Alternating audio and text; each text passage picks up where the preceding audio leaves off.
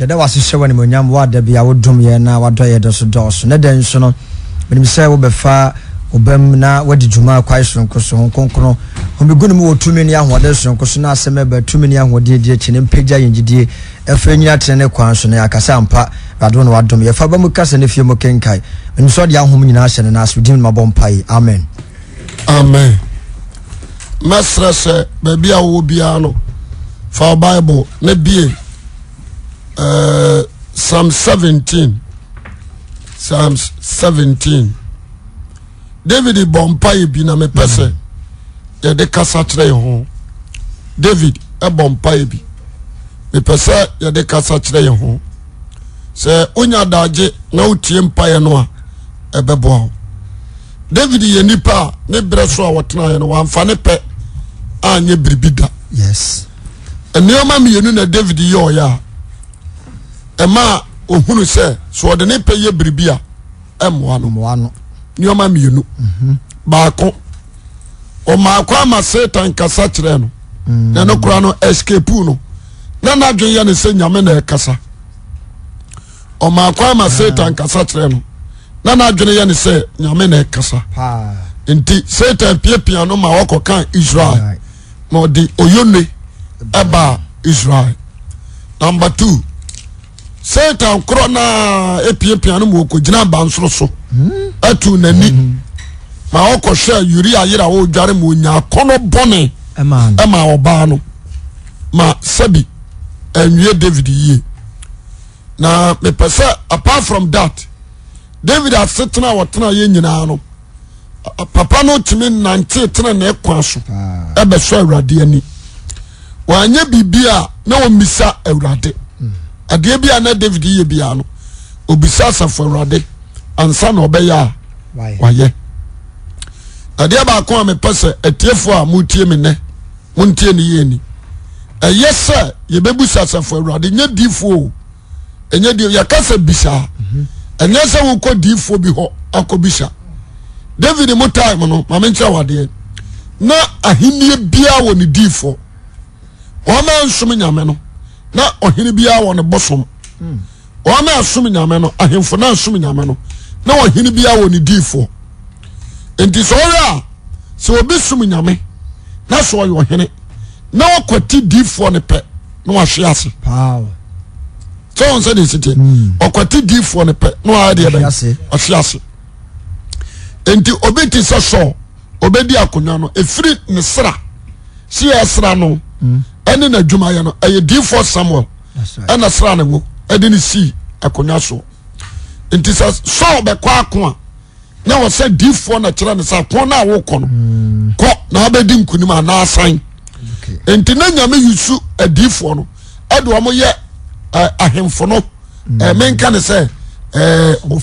ofutufo ane o guide won what you say o guide won e ko o pose o fa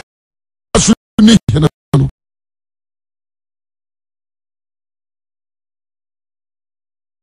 gene ne pese o ye biribia o bebusa difo no e difo no so abusa ni nyankopon na de nyame baka no difo no so a de ben aka kire wo hene no hene na ye enti so ansa no obekwa akon no yewe so Samuel kira no de onye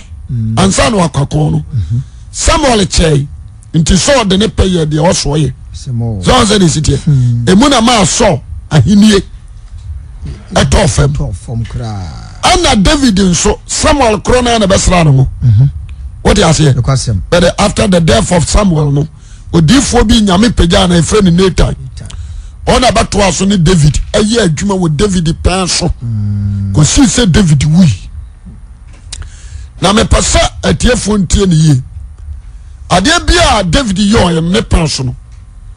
de okoti odifo Nathan no edi David hwiase yes edi David hwiase yuri ayere what you say edi David hwiase so okay Israel edi David hwiase apart from that aba na dwene mu ka so obesi na nyame no otusu kire Nathan so ka chen se de wo tirimu ye Nathan ko fia pa na urade so ko ka kire ne se ne nsa kamoja so ati ase ne nsa kamoja enti no na besi da ma me na sene mu ba na besi me da na se esanse wa adwene me hunti me ma de obedi na konwa mo no oh David always so akwa konkura na obisa ansa no akọ le pesa me ka sem kire mo ene abeto dwase wo ye nipa bi a wo so onye nyame akwa nkire abeto sa adwa no aya no kure na yeye time yankwa bisa wadifo yeye time yankwa bisa awadifo ene difo ne yakwa bisa le pesa me ka sem kakra bi yeye time David mu ne omo no time no mama ntra wade na onkonkuru ni Israelfo nyina so ana obofo no onyini wadi nkyere Israelfo nyina agi nipa oye difo so ati ase na Awurade akasa kyere no akasa kyere o ma no yenhye no nso emra Awurade koyi Israelfo Moses koyi wono eye Moses na natimi ni nyame kasa Aaron kora no no ntimi me nyame so anse de sete te Awurade paso akasa kyere Israel no akasa kyere Moses na Moses abekasa kyere Israel Yesu wuye no ntomadan no motei Yesu nyanwuye na wo se nyame kasa esi obi so ansa na ye ne won ntomadan na ti no aswate yate asemo what you say enti ntomadan no motei we kyerese yehuna nim ani anim obi entiem enti so ye Kristo ni na wanya wo foforo a wo se wa wo ye bold na ko Awurade anim asene so obekwa abisa amen ye tamu eni kwa se asema nyame pa so katro no o ma ko difo bi ho na difo na ka kyerɛw Toti utili wonti asem ni yi the person na no me biem na me mpese na nka me twen Sunday na manya daje aba mu ye because enum na time no wa what you say yes enti ye time so ye Kristo nia me pese me point point blank ti asem ni se odifo bi wo mu a enye odifo bi wo mu commissioni bi wo mu a me kiramade o o ka Awurade kirimu po that's right adisem nioma Awurade baya ne daache what you say ana o ka kire no na fa me ni nyame nkota hodie die eye me ani nyame no a awasa me say me piem yanka Bible Matthew chapter 6 Matthew chapter 6 6 yeah o se me send me piem o se na se wo redim mu yada munyamani mbasa se nya atwomfo no o kan do o se send wo piem e na me pe no wo piem 65 for the band 65 na se mo de bompire munye se nya atwomfo no o pese wo gina hia dam ne monten hwia so bompire na nipa hu na kura me se mo se wanya wana ka wanya ka tua dada na wo de wo de bompire se ne wo piem na to wo punumu na bo waje wo kokwam ne mpaye what you say se wo piem because ye time ye ma ani asum nyame truth and the spirit of God that's right enti obi a wabeje Yesu Kristo adie no eni kwa se Yesu be kasa tere wa giso de kosi obi so entomadan no ma ade aman ate enti ehuna nim ni anim eni kwa se obi be ye middleman no ya middleman dia what you say entoma na mu atwa no I am middleman through prophets through judges what you say and the civilians middleman yeah what you say now you naso you nintem ginafo bio you ntem ginafo ni Jesus Christ enti now ni yehunu anim ni anim that is one to madan ni moti kosi form what you say enti me kwa bisa e wo difo bi ho masa oh yeah a big mistake Satan be fan mu convention spirit of God is upon your life the better issue ni say upiem amen bokuko mu mpaye na wo sura janente ne because won konkunu ni tiumu number 2 wabisa de anya bofo na de bebrew wabisa de anya bofo na de bebrew e God spirit na wo tiumu no e de ba answer prayer that's all when tie ni ye enti yanya pensu yamfa materialism nsum nyame se me ko nyame amama kwankyerese koto ayoa ne se nsuo gum na fa kwahwe baabi na mo enye no kore obi akeka we nyina time yo we are dealing with the spirit of God no the part of what about some we are dealing with the spirit of God enti eto biribia ho ya na me person ka me nya daje ema nipa na me time no sha enti no de maya na me ye no enti me bia Psalms me go to Psalms Joe Psalm 17 verse me pesa obia ntie me Psalm 17 verses 1 o say mo ho adesere ho adesere me pesa de me tire mu sesie yam se wo temase opa tie ne ye wo be nya wo fofora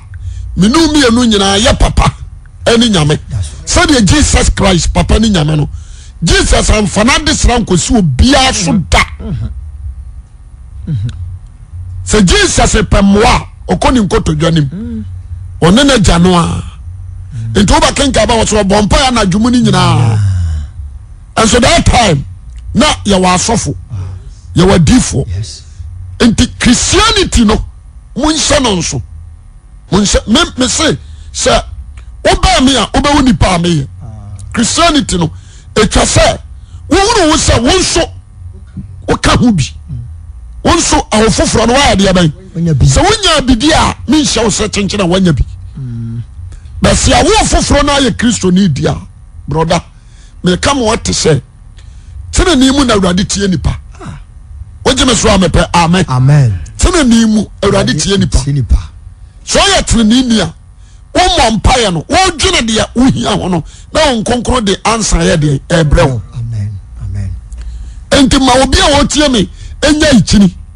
mu amone na madifo so no munyai ti asemni mu amone nam epemwa ebi abeko yesi akwankyere ni koto krado koto na doa me kam wate enkatre ne som no ho enkatre ne som ho tre ne som no enka ho wajeme so amepe amen joking kan wasi say wasi adis emwa ho adisere David mpaibo awurade tie tenene wasi awurade tie tenene when wasoma mabubu what always wasi kan awurade tie dia bai tenene na wi awaso ama tenene ni abobo die ya asoma me mpaya efiri wanim daadaa no mpaya da bia me mani pie wanim no with righteousness mpaibo nuru nyame anim oka di samwa what you say wasi ewusie na waka aponumu no aya hotefo mpaibo yes oka di samwa enti wasi me mpaibo na ewu anim daa no wasi ya asoma me mpaya emfiri na daa mu ano fafa mu mama temu emfiri wanim mra ansa na abetie me no judge me ansa that is prayer na ma wani hwe ade a etenimu what you say ansa na urade obetie me no judge me ansa na mo wani hwe ade a etenefini so wani ntimi hwe bonan waso makoma hwe what you say Isaiah 59 no verses 1 and 2 no o say urade nsanye tia sanso watie na sonsi sante asem mumuyo nyamma mumuyo ona me ani nyankopon temte ye bone na kate na nifiri no ho enti so obia bagie dia Jesus ban nyame anyina ni ahintane da ko si so odi asenua eto ne kon oso amumuyo ne bone no nyame hwe no a enyeye enti Kristo kwose ne se eja adenti ne wapa amen asetere ne se Jesus nyame da na ni hwe Jesus se ya ontimi hwe bone aba odi ase enti David say you were free amumuyo ho yes I know kan I was mo ni hwe ade a etene ma wani hwe ade a etene waso makoma hwe what ase ansa na wode memu a ye beba no so makoma hwe me peso obi a wotie me no entra mumuyom ansra awurade hwa ade asemo onsanka enti se wakọ baabi ama sofu bia ma wakwankyere me tira wade o sofu bia bompa ya ma o aberekura wotem pratwim wutu nyinse guodi bone ana de na bamu a enhoahoa ho ne mfira safo awurade isa awurade nsa bone fo nsa de ne wonye se adwuma odi ase awurade nsa bone fo nsa de na so bia ma hotiefo de abai mpaye me pese obi a wotie me na ne tie ne ye wo so wasoma koma hwe wasoma koma hwe wa hwehwe me anajo wanane me ayimu what you say ansa na urade betie wo no onane ayiyi mu nneoma bone nyina wa hunu hwe jeme so kasa amen amen wasome ahwe anajo amra wada babi a ne kra akoro ho kura ye ne kra adamfo waso na hwe what you say anajo ne mpaso nyo no obi yire na da anajo ne ndabri kire onko wurepu obi ba onko wi obi ade waso na hwe anajo wanane me ayimu ena nyame de na tujem no wanane no jeme so amen ena wayiyi mu nneoma bone ya to agu wa hunu hwe nyame ahunu hwe osema bomi tirim se merema asemmoni mfiri manum otiase osema ma bomi tirim David ni no se merema asemmoni mfiri manu da wow enti always enioma ye na mankoso enioma mani pa hunu nyankopon ena David ye ho adwuma enti ampare nyame se sani patre ni wei obesua fra urade no anya de ban ontie no ti asemri enti me ko horo se kan so masa me ka kiro aya bosonsumo o som bosom ya mami for the water o som bosom me kenya me so no kora kiro me ko ya mami hanki aya bosonsum wo ko asore ko ji hanki wa hunu Christ enti waza me hohwe we atrini ni a wo behu pa woje me so amepe amen amen sofo me bom pa ya nyame ntie empare nyame se na so besia matrene fo mpaye empare nyame bom pa ya ti so bom pa ya na urade ntie sit down and check your lifestyle that's it ebi anaka wade ba ko wotimi agya adwamamo entre so otene wotimi agya insanum entre so otene obi akramoni wa madwaman what you say yes obi akramoni onomansa obi ya buddhist ni omadwaman no ntese what no obi ya buddhist ni onomansa entre so otene that's right enti so agya insa agya wi agya cocaine agya mape entre so otene what you say ye be wo trene wo mra wanya wo foforo amen ye be wo trene wo mra Yesu Kristo moja adware wo wone ne wapam me ba cha what you say yes enti me pese awurade tie me ne a ade na wo sabe ye otene abrabo o se me botre ne bra o se me fa Yesu de ne ye me wura ne me kra agye nkwa na me ma me ho kwa me Kristo control ma brabo o di ase number 2 o se me huni se won konkoro timi mu jeme so amen na ho ho me na de me ye de o pe nye de me pe ho no na de me ye de o pe enya de me pe amen you can't dress anyhow minye sentidi atuni me pam chomu tie me minye sentidi atuni amanfo mfame so nko bonsam jem na ma amanfo fam so hunu nyame amen mini wiya sento abasako mu abodefo agina minyina ho abodefo akwa so minyina ho yes manu nka ahuhusam mimia manu modua mimia manu nitro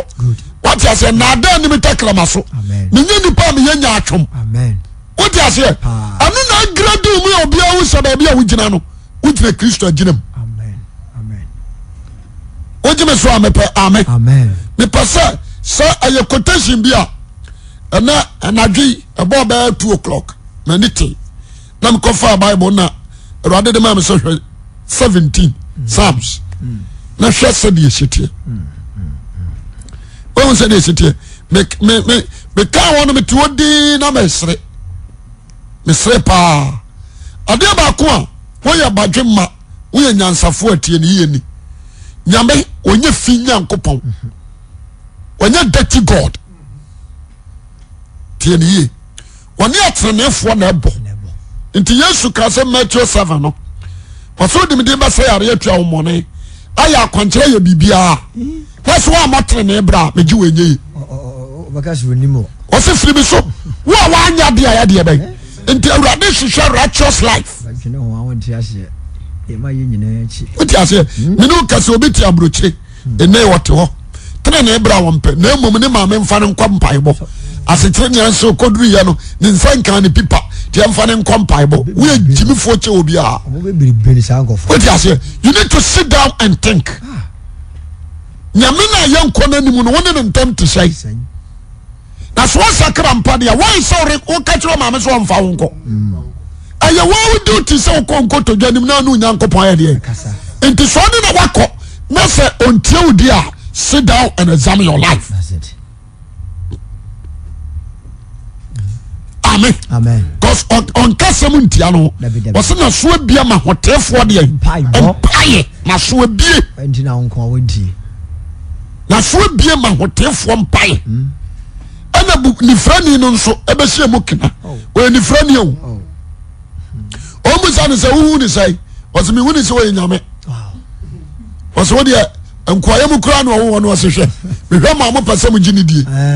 na mo ya da toto mi bia sema no me de mi ni ma ne sai me ni frani enso mani abue no mo so bia wa ni sai no so mba gina dia mo nyini ni na me de mi so nyankopon tie di boye ni that's right na so be suro nyankopon no ya de a wo pa no tie no what you say wonu tie no enti me pese no no pai mi bi shaw chinchire wo chinchire ni nyina wo jae ana start wo bra foforo jeme so amen wo start wo lifestyle foforo hwehwe Jesus wa brabonum yi kokobone adwemone what you say adwemu bone ni akoma mu bone we nya atwom nyina afiri wa brabom what you say ana bu nkotodwe ewo wo dan nanim ho no a ka wo breakthrough aba Christosuma de but obi pese wode bone ni Christosum nyina di afra Christosum nya bro ni nkate o jeme so amen obi pese wode fra but nyame we very wise we very very wise papa we jeme so amen jo wadre he verse 3 you know say mabom tri say menema asemoni mfiri manum okay wose mabom trim say me masemoni bia mfiri manum ma enipa no yo fam wonu asem ni nti masore ti asem ni yo woni nipa ntem wo masemoni mfiri nanum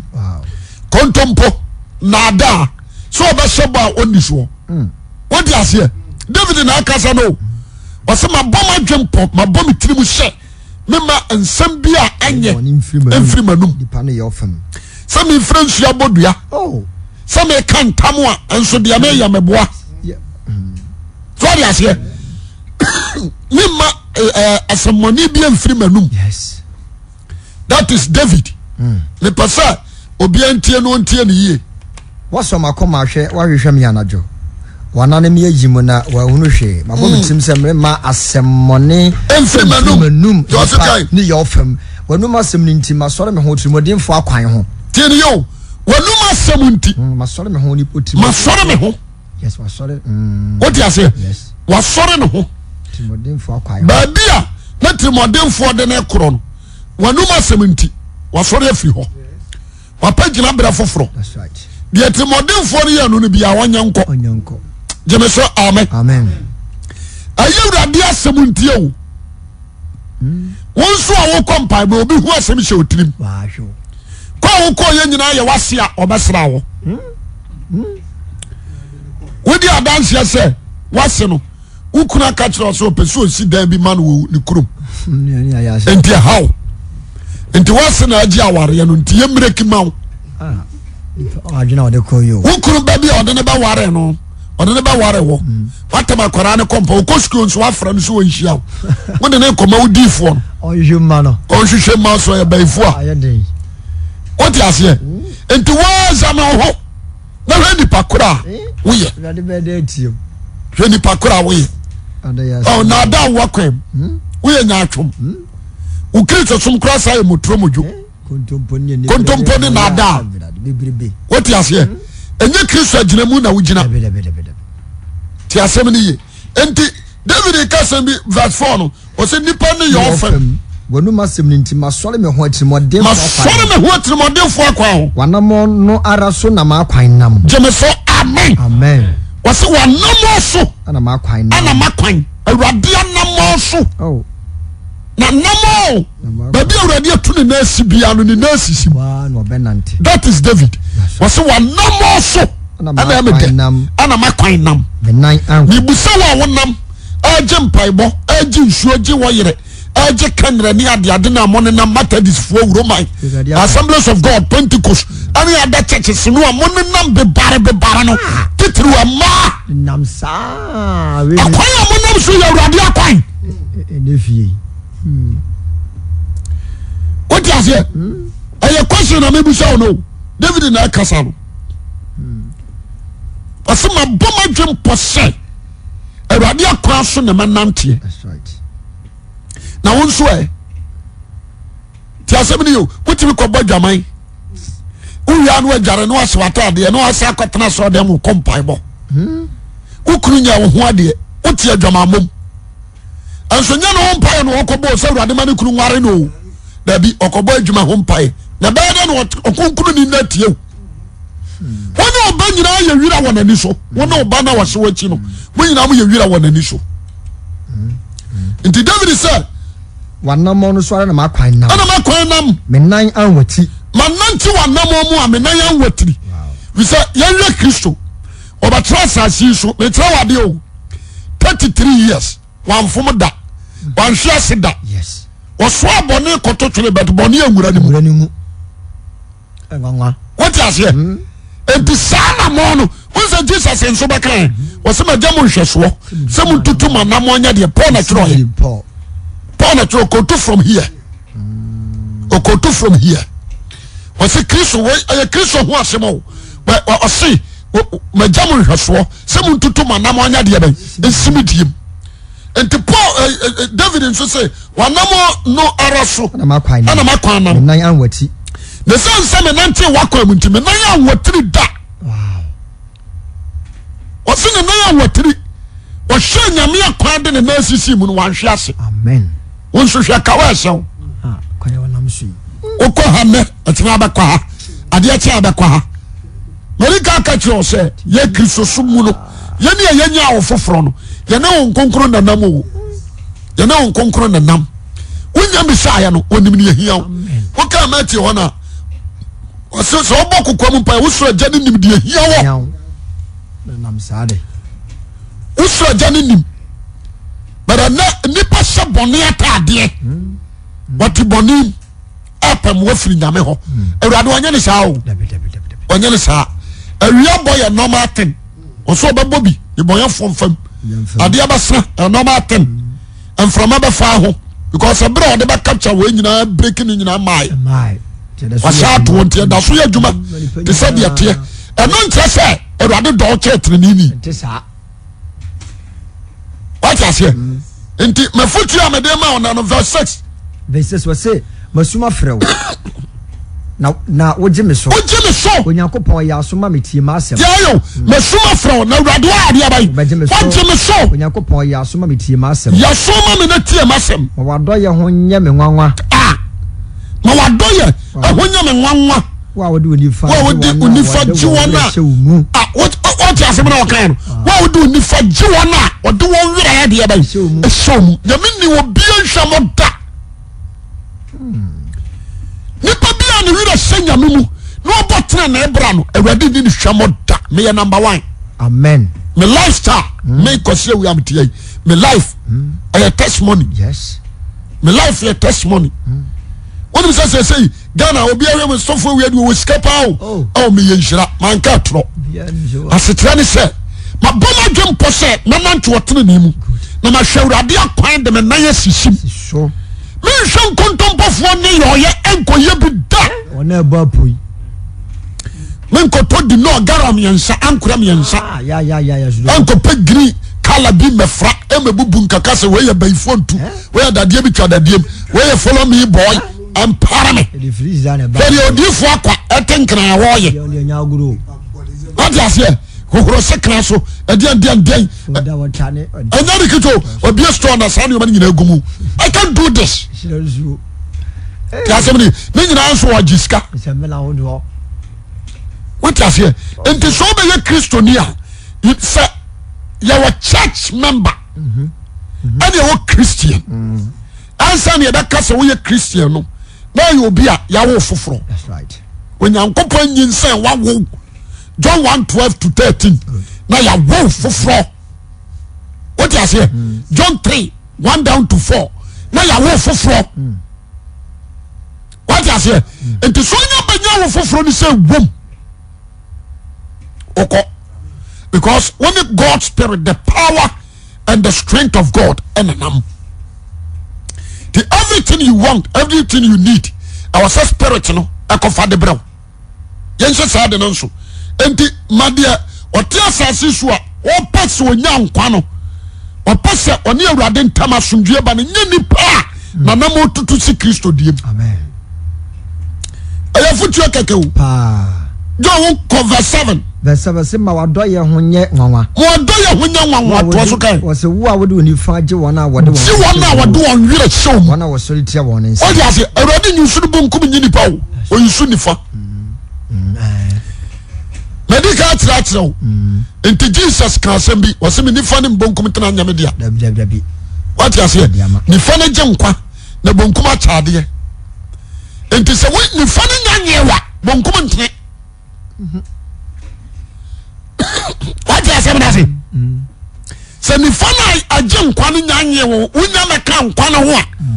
bonkum ntene fa chaade ma wo jama so amen enti nyame ni faje nkwa na bonkum so achade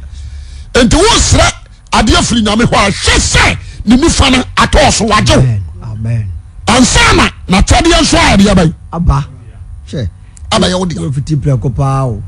ojo no de achade na ba me pa che what ase enti ade ba ko ye na me wira ko ma wo ye tu ya sene se ye fa ne se Kristo som no ati se mo se no time enti sa ye de ne mu wa yadi animu wa Israel kura ne se unfree Jacob asna unya Israel ni Israel mu no so unfree Jacob asna mu a unya Israel ni what you say into one Jacob wo mama dum yenu no ane yefro won asefo Israel sanso na Kristo sumu no se Nyankopon nyinsa won wo a untima ye Kristo ni you can be a church member but you are not a Christian aje wona anya wo foforo amen what you say safo no nso sa ana bibi ababu sawaja bia nso ade ba ade ba ode ba mawo because one farmer woni agya bia asase so jabai to say abrantie bia wo ne ba na ne ba ne busa nsa dada medi tofe wona wo so obi sha ngo bi sa wa odi agya bia wasase so wona wo so obi sha and there was also providing the needs ana meboa kwasem sani ani agya Nyankopon de ne te ti asem de ye na wo ya mama mu ni a won kan yan ho wo pa so ya madu anu be dibi ede ya nyane sa ne ba ta wo ti ase won kan ho wo ya tena ma na adwamamo wo fa ase no